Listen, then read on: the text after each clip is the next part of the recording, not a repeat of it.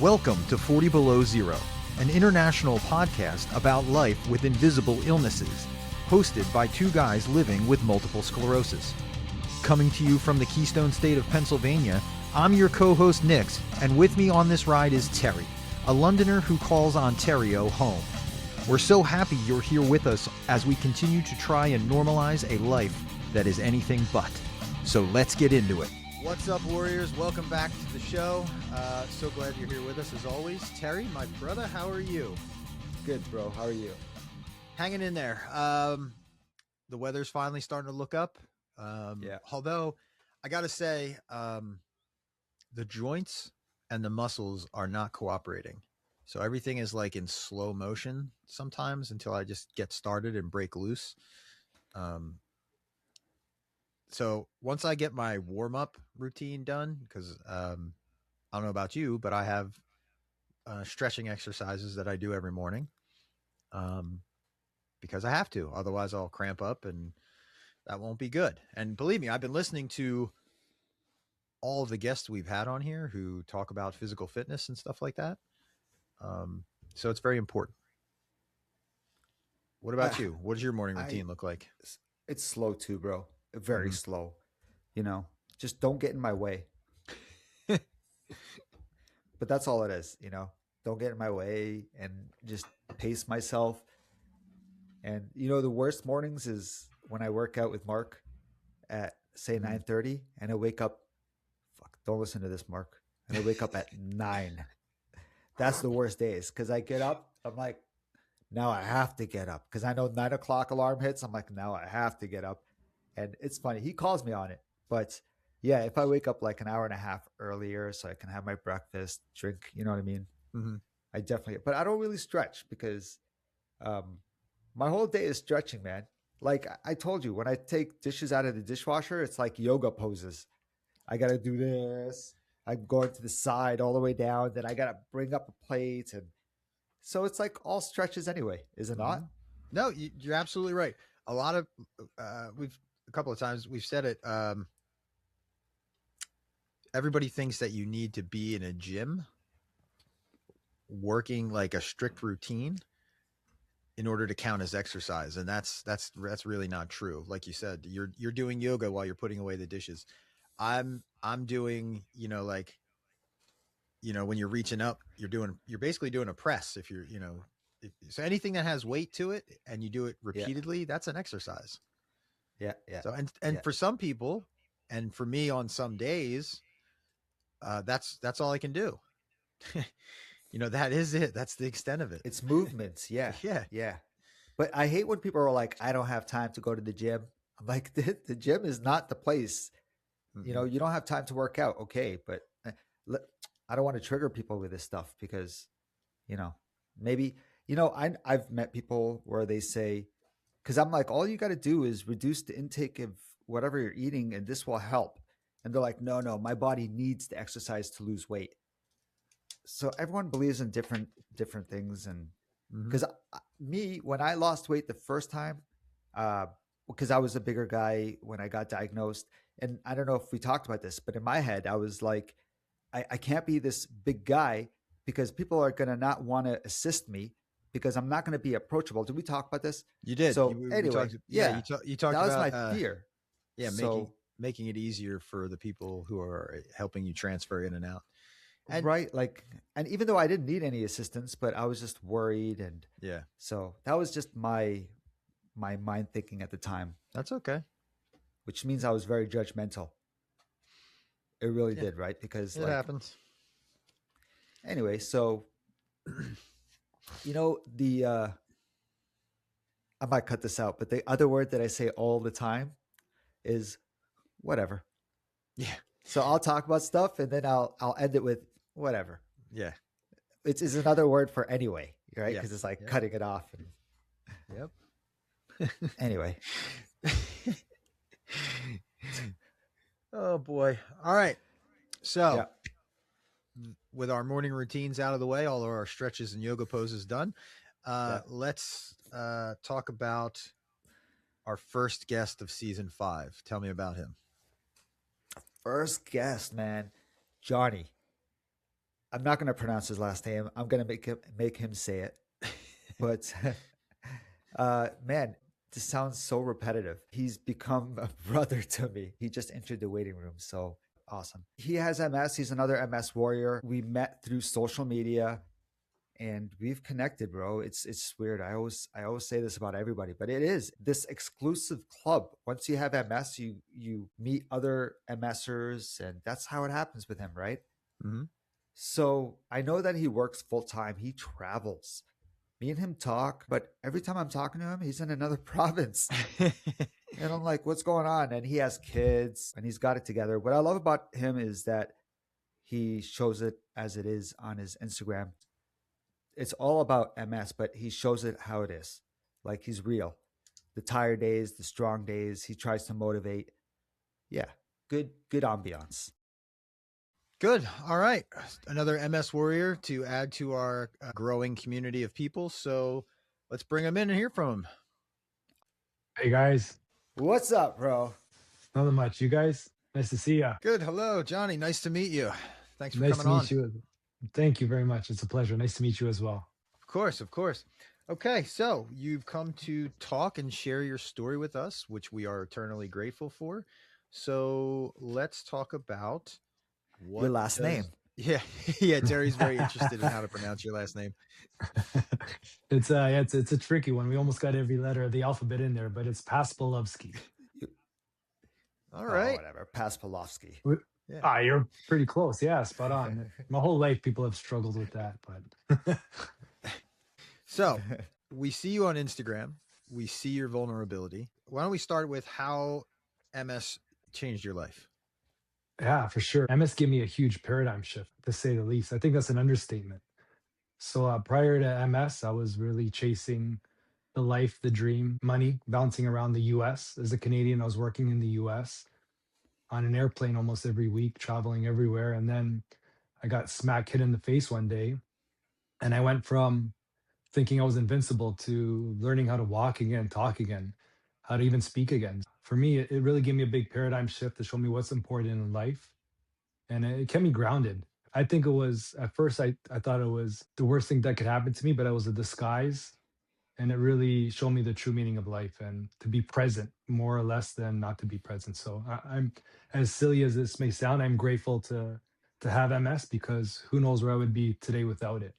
More shallow, more. If you look at Maslow's hierarchy of needs, I'd be just chasing money my whole life. Now I'm chasing something totally different. It's kind of deep, but Isn't it funny how everyone always, we hear it all the time, man, where people, they're so grateful for MS. It's so weird, right? I say it, Nick says it. It's funny. Yeah. And you're right. The hierarchy of needs is kind of a way to skew how we move through life because based on what you think you want, and you know when so your MS hits so hard that it puts you down, right? That's what you just said. yeah, it knocked me. Excuse my language, but knocked the crap out of me, man. It really it yeah, it hit me. It hit me. It was a big lesion that I had, and I don't know how many I had before that, if I had any, but the lesion took me out. I was brought in by ambulance at the hospital, into the hospital. Jeez.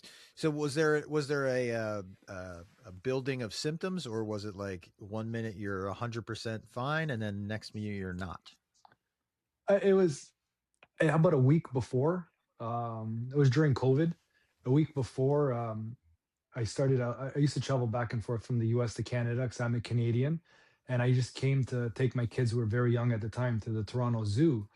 And 2 days before, 3 days before, I was starting to feel numbness the right side of my body, and I went to the emergency room, and they, not to talk bad against anyone, but they pretty much brushed it off as I'm faking it. And I'm like, guys, I'm not faking anything. Like, I'm an successful executive.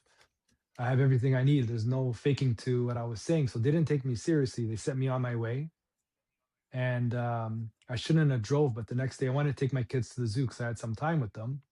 So we went to the zoo, and next thing you know, right there, I went to, there was a lot of stress at the time too. I went to Sunnybrook Hospital. It's a major hospital in Toronto. They have a cancer center, and someone in my family was in palliative care dying with cancer.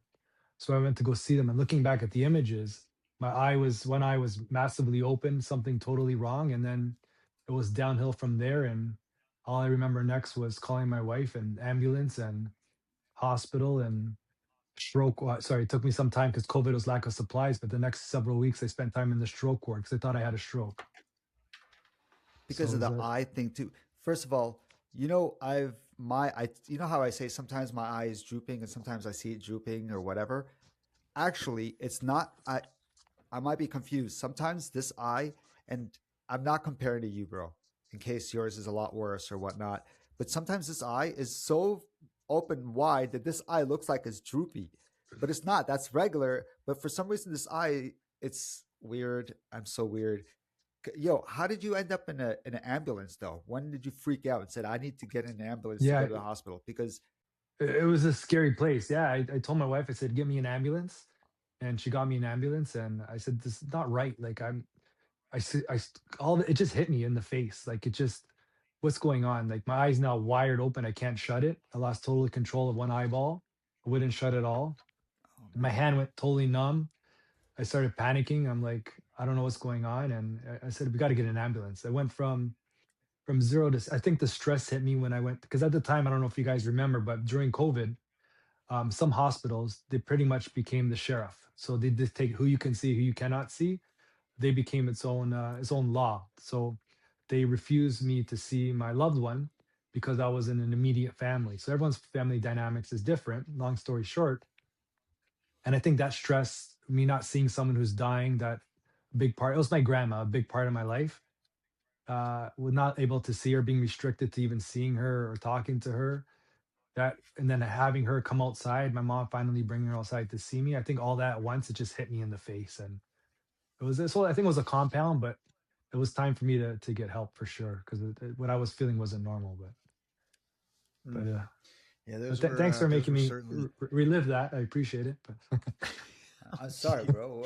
no, I'm just, Guilt us. I'm just, I'm just teasing. But I Yeah, know. those were crazy times, man, with all that stuff going on. So you're laying there thinking, "Oh my gosh, I'm in the hospital. I don't know. I don't exactly know what's happening. I don't have a lot of control over my environment." Uh, what were the positive thoughts that kind of pulled you through that? Like, what was the motivation at that point? oof, that took several weeks to even to see any motivation, any light of the tunnel. It was really dark. No answers. Every time I asked for something, they just said, "We don't know. We don't know. We don't know." It was constantly, "We don't know," and I went to really dark place. But really started to get me out of that light was my wife told me that there is this thing called MS Canada, and she says, "Why don't you give them a call?" And and I said, "For sure." Sorry, stuff's popping up there, but I said, "For sure, I'll give them a call." I gave them a call, and they recommended I get in contact with peer support. So I think that was the first I knew there was. Because prior to this, I never even heard of MS. Only what I seen in video in Hollywood, right? So it was dark. The hospital really said, What's video in Hollywood? What did you hear from about no, MS? I mean like Hollywood, like in terms of movies, what you see, like if you see Michael J. Fox, even though it's Parkinson's. So my perception of what MS really was it was scary. I had no idea what it Okay. was. Just what I've seen in movies and when my mind started going into dark places. So And I'm MS, sorry, I'm so sorry. I'm just curious. Did you know it as multiple sclerosis or did you know it as just MS?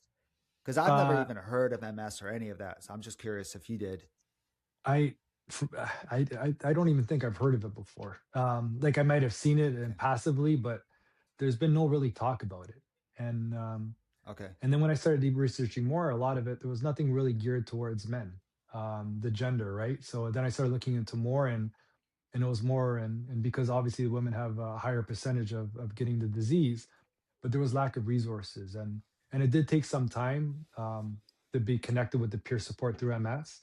But when I was and hearing someone else's story, that's when I started seeing, oh wow, there is really there. It's not the end of the world for me, and I think that's what really, to answer your question, Nick. Sorry, that's what really started to drive change in my perception, and saying, hey, it's not the end for me. It's this.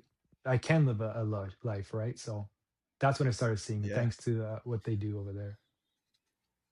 And that is highlighting what we've heard so many times, is that how isolating the diagnosis is. Like you hear those Mm. words being said to you, and all of a sudden your world goes, you know what I mean? And you think like, I'm the only one.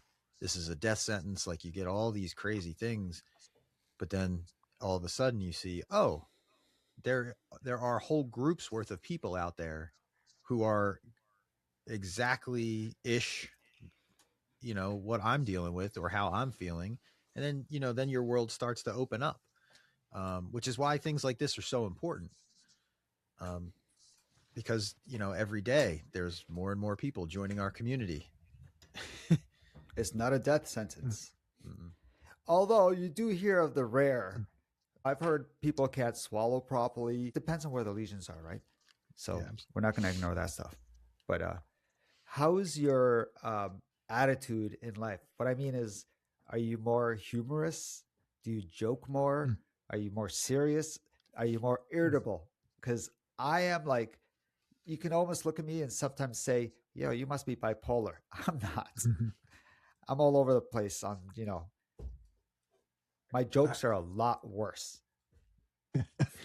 I don't know if it's age or being a dad, but always the joker, and I'll always be a joker. But my jokes are pretty bad nowadays. Everyone calls them dad jokes. So I don't know if there's a correlation towards that, but I do get what you said. I get more irritable. My patience has come down a lot in terms of I'm a very patient guy. I don't take life seriously, but I can get irritable very easily. And I don't know if that's from I never really looked into that. If it's a direct relationship to MS or the medication, that's a good point. It's not everyone, but there is information out there that points to, our fuse gets really short because our it's a version of a version of fatigue. You subconsciously have no patience anymore, because your mind is like, I have many other things happening and I can't tolerate this anymore. So I encourage you to track when you get irritable, and then you'll see a pattern. Maybe it's the time of day, maybe it's a situation, maybe it's whatever. But then once you start to identify, you go, oh, maybe that is my fatigue. I'm not.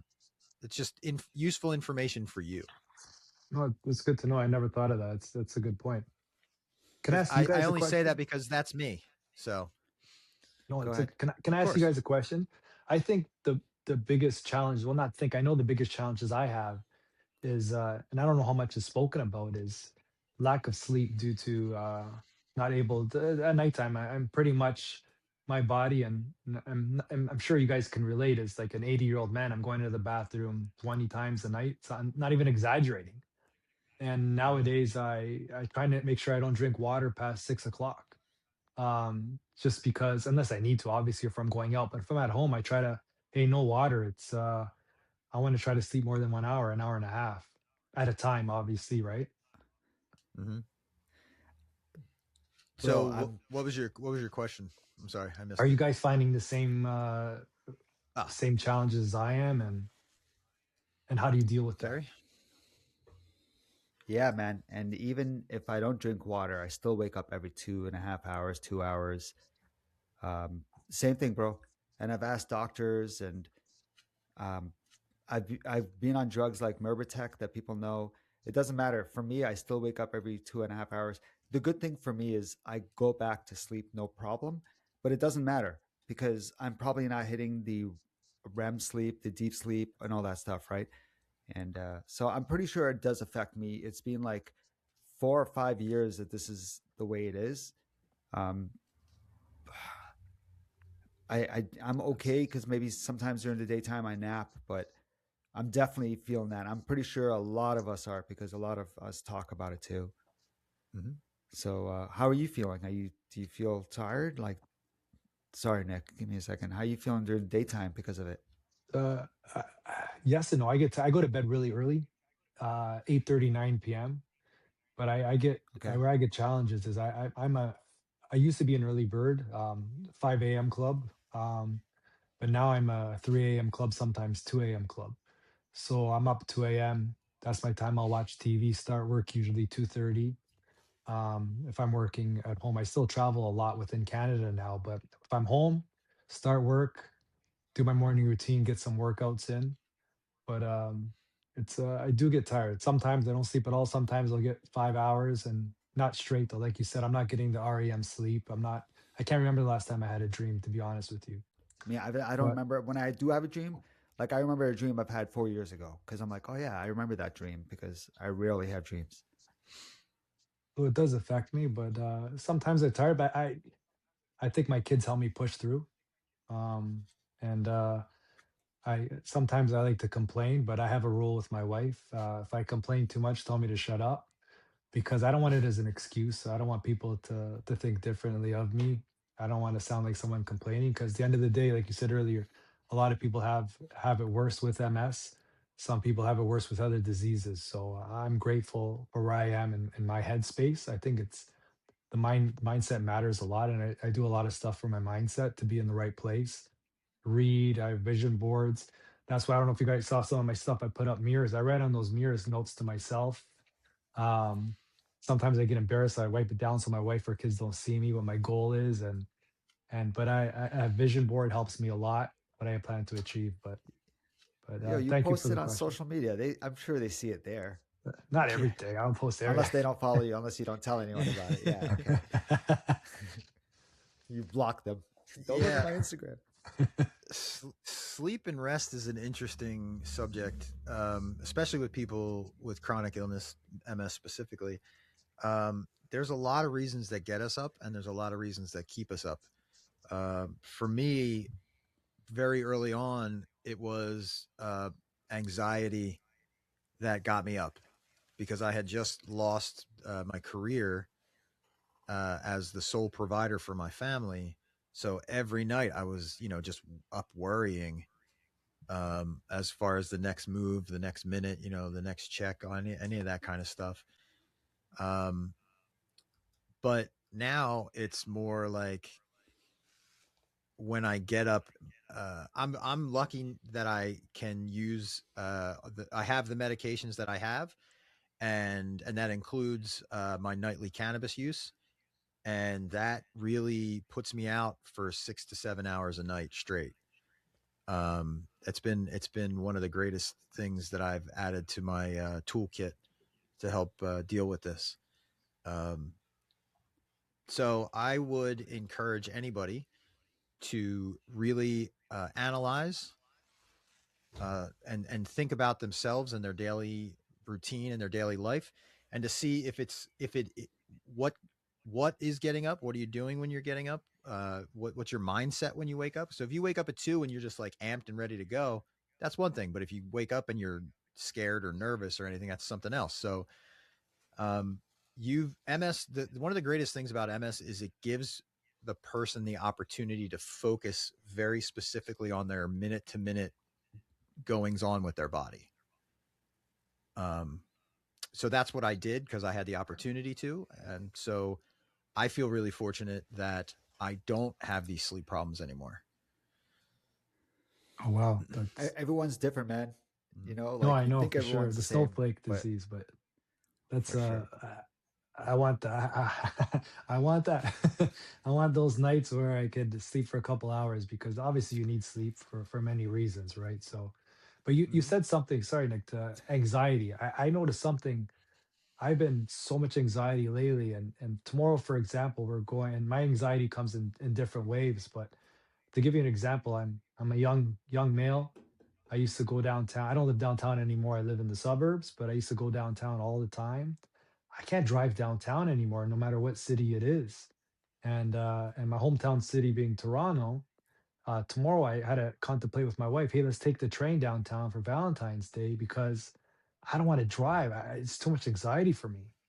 Is it, it's a big challenge, this anxiety, and so I finally convinced her to take the train because it's I want to have an enjoyable night where I'm not popping any pills for my anxiety. So And that's the name of the game. The name of the game is how can I have the most enjoyable time, regardless of how I have to adjust?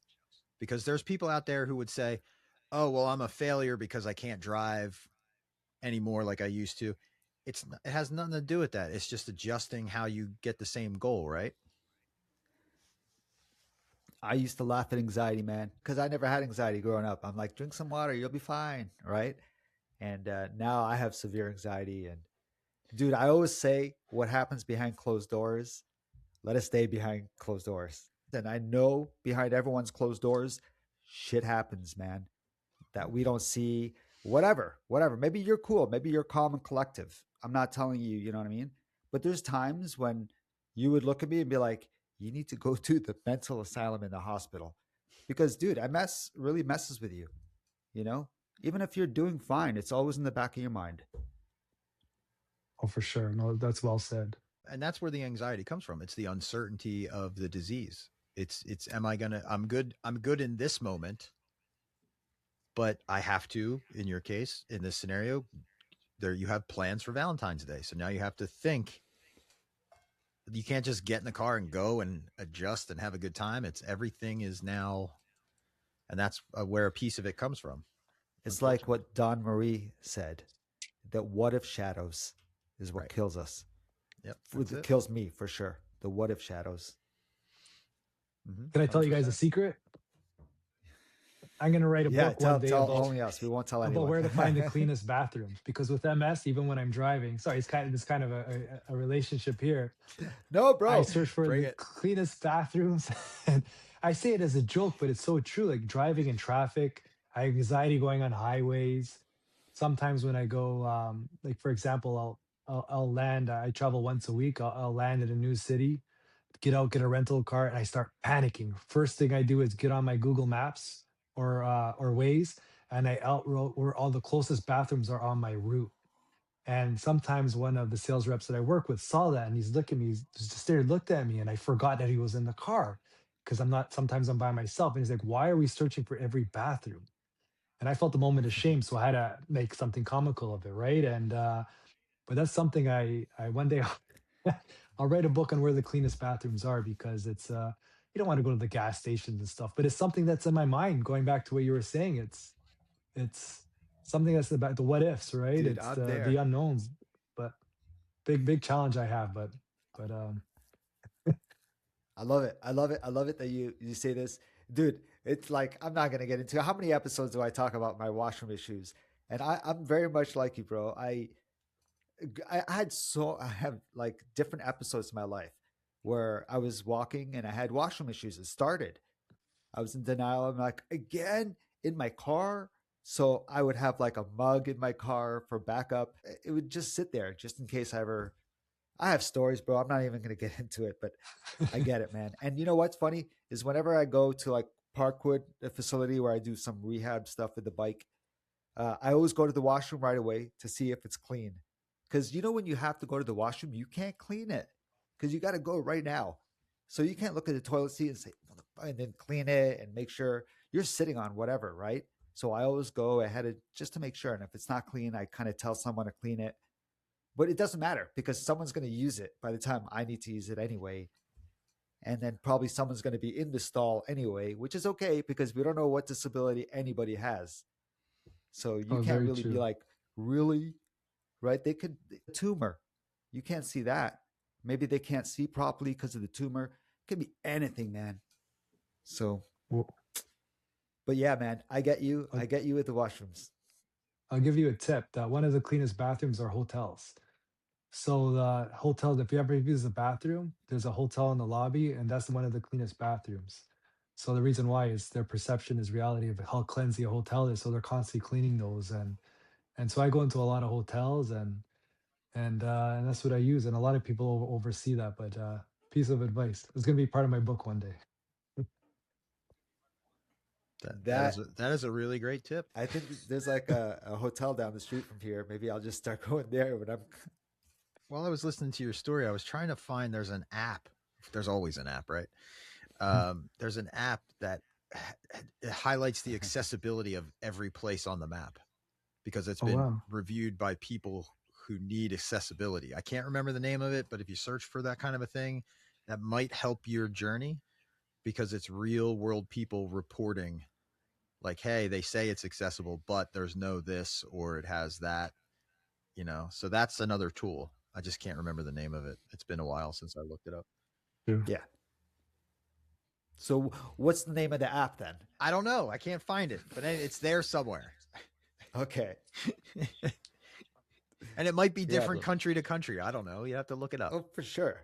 For sure. Like if you go to a little town, you think, no, I meant like available in different countries, like the app itself. I know that. I know okay, that. okay. But also, now you be the first one. You might be the most popular user on it since you travel so much. So, is that your bedroom? Getting personal. It's my office. I have 2 offices, but I know. I don't know if.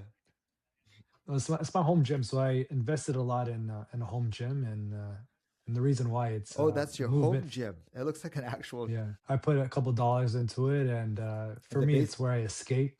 But I spend a lot of time here to think. Basement, yeah. Sorry, in the basement. Yeah, is that what you're trying to say? Yeah, that's what I'm trying to say. Yes. Yeah, it's my home gym in the basement. Yeah, so a lot of time is spent here for me. It's if I'm meditating, if I'm working out, or I'm sure if you guys see my videos, I play with this tennis ball a lot. And but this is where I escape. This is where I rebuild myself. And every lesion, every attack, whatever it is, I come back here and start from ground zero. Are you mad that I'm sitting in my home gym or something, or? No, not at all. Come on. I would laugh if I'm like, it's in your basement, and you were like, no, this is the lobby of my home. It's like, oh, okay. He's in a hotel. Like, I don't know why I asked said basement. Like, obviously. Hotel bathroom. No, this is my, Yo, you and the yellow ball. Throwing it up and down. So it reminds me of F1 racers. You know how they drop the ball and they have to pick it up, their coordination? No one knows that, do they? No, I don't watch Formula One. Then let's just move on. Yeah. Okay, cool. Thanks. So aside from exercising in your home gym there to escape, what medications, DMTs, what are we doing? Do we do any? I mean, no judgment. Just want to know. Yeah, no, for sure. I'm really open about anything. So I'm on Tecfidera. Seems to be working. 3 years now, I think. 3 years I've been on it. It seemed to be working. So I got the green light by my neurologist to stay on it. So we'll find out my next MRI, but so far so good. Good to hear it.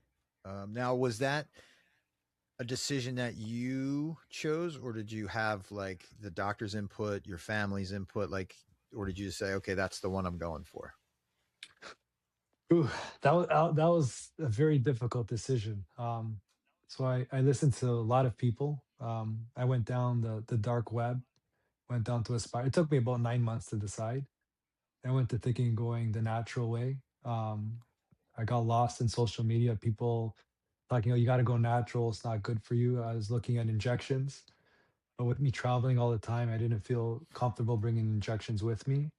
So then the end result was the results of Tecfidera were high, and a lot of people were testing on it. And I said, this is what I'm going after. So I'm a patient at St. Mike's Clinic, the MS clinic in St. Mike's in downtown Toronto, and a lot of consultations and a lot of talking to people. So it was a very difficult decision, especially with the unknown, right? So, but for me so far, knock on wood, it's been a great decision.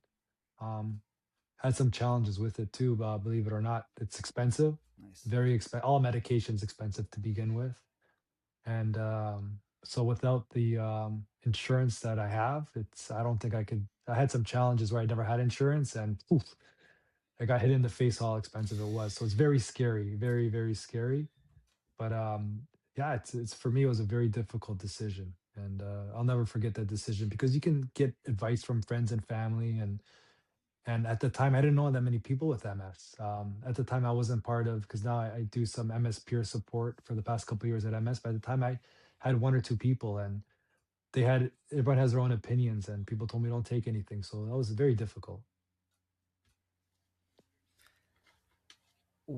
How do you react when someone gives you advice and says you should be doing this? How do you react? Are you all chalant about it, or? It depends who it is. That's a good question. I get very irritable if someone doesn't have MS. and they're telling me how to live a life with MS. But if it's someone who has MS, who has similar symptoms, I'm way more receptive to that because I look at them as my brother or sister, right? Okay. Versus someone who's normal and who means good, whether it's a family member or a friend.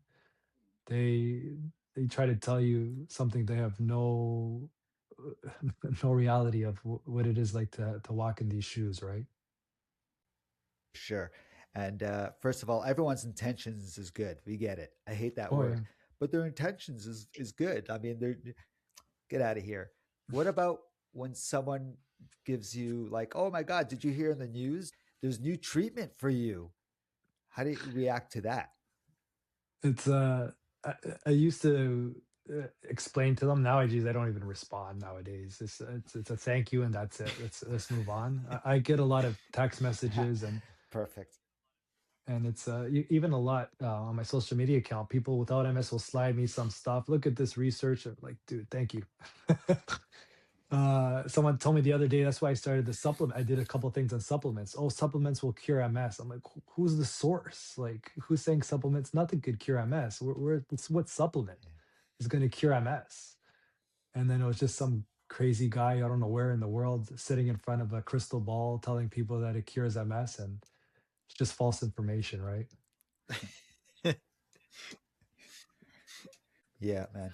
And believe me, bro, you'll get other MSers having their own information, and you're like, if that works for you, that's okay. I'm not gonna do that. So to each their own. Very true. Well, John, I have to thank you so very much for coming and chatting with us today. We love it when people come and share their stories. We've checked out your Instagram, but how can people find you on Instagram if they want Yeah, to it's share in your journey? yeah, for Oh, sure. People could check out Johnny West on Instagram. And please connect with me. Please don't be shy. Slide in my DM, ask any questions. I'd be more than happy to connect. And before I go, I just wanted to thank you guys for what you guys do. It really means a lot. I can't find too many platforms that speak for like-minded people. And I'm really grateful for what you guys do. So thank you for having me on your show, your podcast, and keep doing what you're doing. We need more of this. So thank you very much. bro, come back. Your family. We talk all the time anyway. So Pleasure. Thank you. I'll do it in the bathroom Thanks next for time. joining us, and we'll Thanks. yeah, join us from a hotel lobby next time. All right, sir. Thank you so very much, and we'll talk to you soon. Thanks, guys. talk to you soon, bro. Bye. So, what a great guest, man! What an easy guy to talk to. Yeah. What a fantastic, very common story. Unfortunately, it's common for us, but glad to see that he's making his way through. We always, I don't know about you, but I always like hearing from newly diagnosed people. Because there's a sense of it's just different because when you're in it for a while and you're thriving and you kind of, I don't want to say got a handle on it, but when you have a little bit of a handle on it, or you're not as surprised when things happen, it's just nice to hear from someone who's experiencing it for the first time again. You know what I mean? That makes sense. Yeah. I do. You know what I noticed is that when you first get a symptom in your early years of diagnosis, when you first get that symptom, it shocks you where you're like, I can't live with this symptom. Oh my God. And then when you talk about it like 5 years down the road, you still have it, but you're like, oh yeah, I live with it. It becomes normal to you, right? Right. So, and that's why I like talking to people who are newly diagnosed, because I want to hear, first of all, I want to make sure that they understand that there is a future that includes you, and that there is a community that wants you that welcomes you in once you're diagnosed. So, it's great to hear that people can go to those dark places and how they get carried out of them, because we all dip and down into those dark spots, and it just depends on how long you stay there. And that highlights again what we preach all the time here, which is community, right? dude, he just says it as it is, and he looks like a really cool guy, and he's just like showing his vulnerability side. Mm-hmm. Which he does a lot on his Instagram too. So So when you get MS, why is it that a lot of us are we forced to be in that space? Like we have no choice but to show our vulnerable side? Or are we just changing emotionally? That's very deep, and that's a fantastic question. And I think for me, it was, this thing is so big that I can't hide it. So I might as well not hide it, because I didn't have the energy to hide it, because it takes a lot to put on that mask or that face. And I know we all do it day to day and situation to situation. But overall, for me, it was very hard to, there was no way I could have kept it quiet. It was obvious. So you just kind of, or I should say me, I just kind of put it out there to everybody all at once to say, hey, this is the new version of me, and you can either take it or leave it, because this is who I am now. And there's nothing I can do to change that. And I think once you get to that point, things kind of start to going up for you. So, and that's why I don't know if I've ever said that, but that's the reason for my Instagram handle. That's why the V713, it's version July 2013. Yeah. Because I changed. I'm a totally different person since before that date. Or after that date. I'm sorry. Yeah. Yeah. Yeah. Who talked about that? We had a guest who said the rebirth date. That was Bean. Yeah, that's right. I don't remember my rebirth day, so That's okay. I don't. Yeah.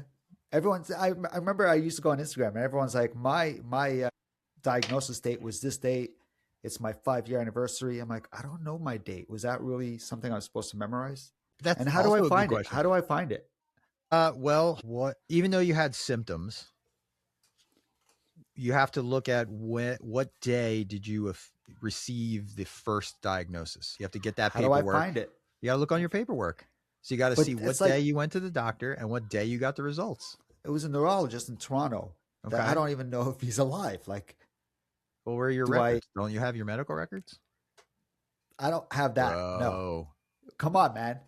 Really? How you gonna self-advocate if you don't have your own medical records? Shame me? I'm not shaming you. Let's move on. Yes. Okay. I will. So now you have homework. Now you have homework. Try to, yeah. Okay. So I want to know. I want to know. Okay. Now you got to find the answer. All right. So look for that neurologist and see when you got test results, because I assume that neurologist sent you to get some kind of test. I know his name. I'm going to. Well, the hospital still exists, right? You know what?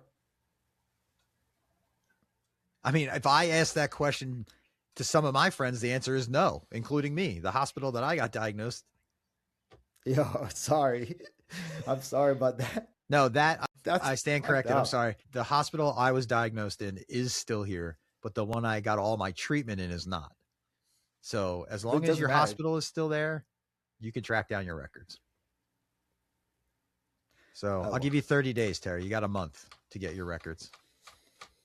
Get out Clock's of here. ticking. Ooh. Put a clock up here. Right there. Put a clock. This is not your parking spot. You got to move. I'm sorry. Don't do that to me. Bro. All right. I'm getting out of here, bro. It was nice talking with you. As always, thanks everybody for hanging with us to the end. See you guys next week. Talk soon. Take care, man. So check us out at 40belowzero.com. That's 4, the letter T, below zero.com. Our email address is info@40belowzero.com. And if you don't want to email us, no problem. We're on Instagram as @40belowzero. Awesome. Looking forward to hearing from you, and we'll talk soon.